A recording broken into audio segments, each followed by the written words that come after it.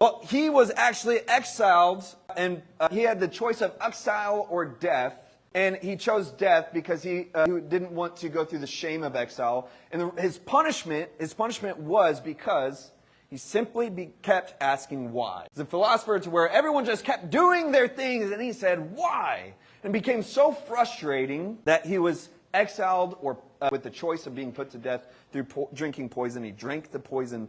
And maybe that's you. You're just wondering why. Or maybe you've seen people raise complicated questions about God, like the skeptic who asks, could God create a rock so heavy that he couldn't lift it? No matter how silly or how serious they sound, there seems to be a question for everything. But when it comes to faith, we're sometimes blindsided by our curiosity. We step into our faith with this connection in our heart to where we believe, but then as our faith matures, we start to wonder why.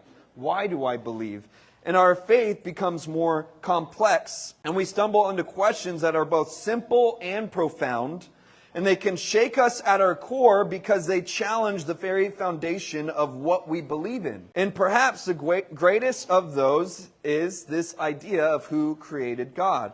And today we're going to start at the very beginning, and we're going to explore who God is and what He did when He created life. Along the way, we'll consider the parallels of faith and science, and we'll be able to see the fingerprints of intelligent design woven into our existence. And before we close, we'll even take time to wrestle with the question of whether alien life fits into the story God has written.